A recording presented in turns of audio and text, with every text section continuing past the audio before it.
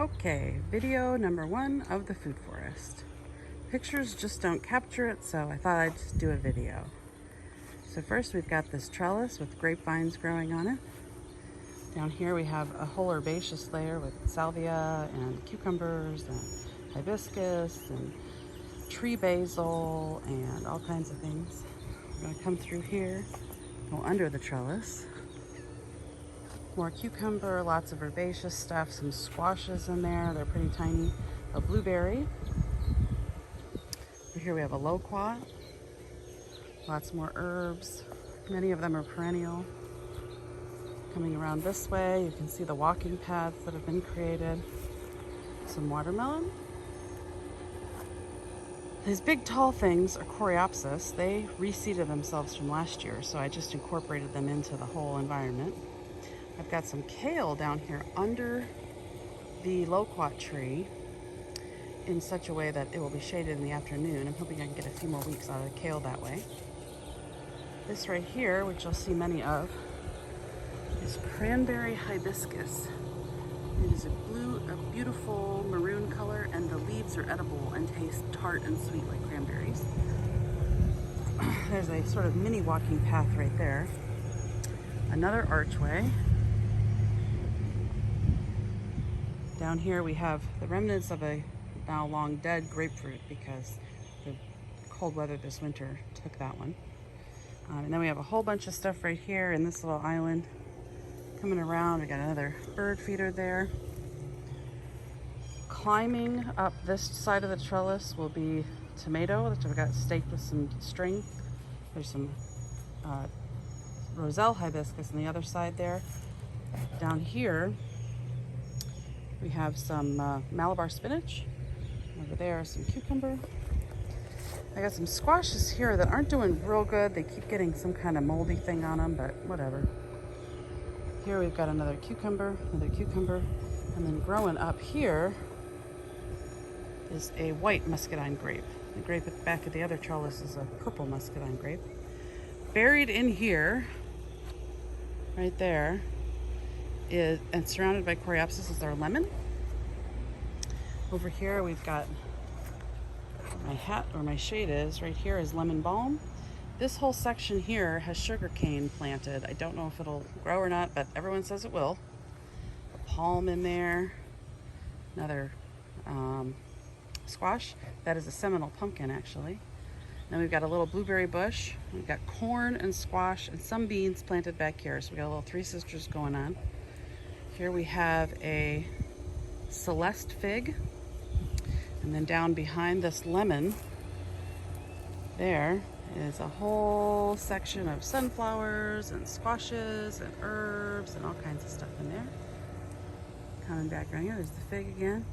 We've got corn, some beans in there. And then this is our back fence, and they're just gonna keep along the walking path here, going around. And then we've got another walking path that goes down this way. And we're on the other side of the garden. There's the blueberry and the palm and some herbaceous stuff. This right here is a Mexican sunflower. Oh, Tithilius folianus or something like that is the Latin name. That will grow to be somewhere between 4 and 7 feet tall and will mostly be for chop and drop. That's going to be to create biomass in the garden. This here is a grapefruit. I have read a bunch of things online that say that citrus does really well under an oak tree. So right here we've got a very large water oak. Actually, it's kind of medium-sized water oak. And this right now gets really good morning sun for about 4 to 6 hours, and then has some shade protection, and it is doing the best of almost all of our citrus that we bought this year. So really happy with that. Sage. So right here, it looks all these little this little ground cover here is actually a wild that's been here, but it's also edible. It tastes really good in the mulch and the beds that I've created here.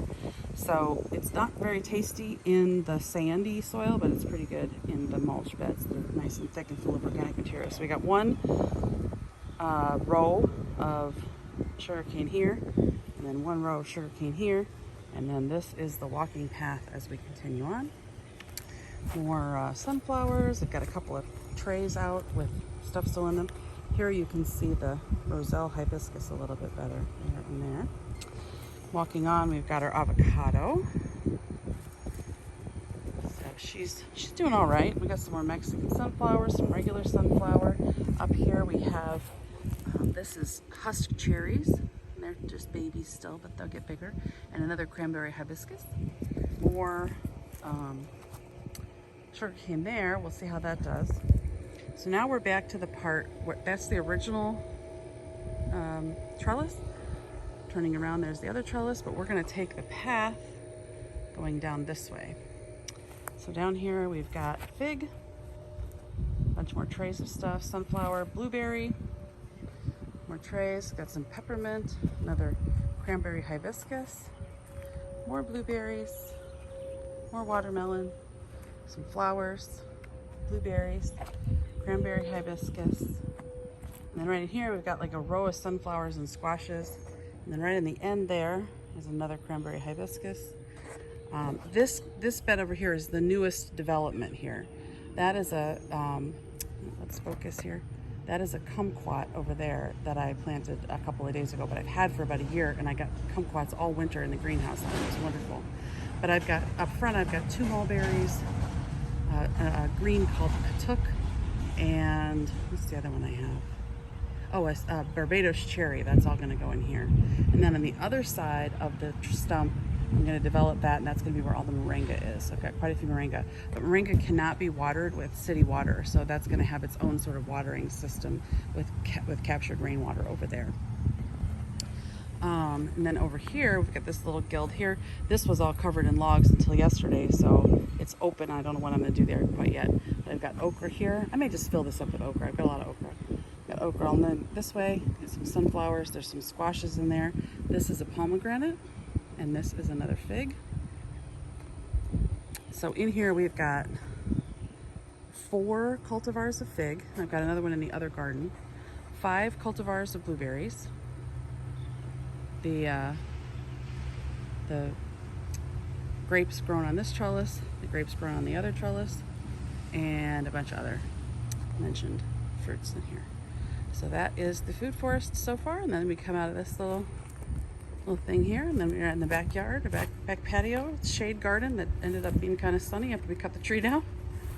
And then we're going to turn around. There's the pool, and that is the food forest garden. Hopefully it thrives and does really well, creates its own little micro climate systems. There's the puppies.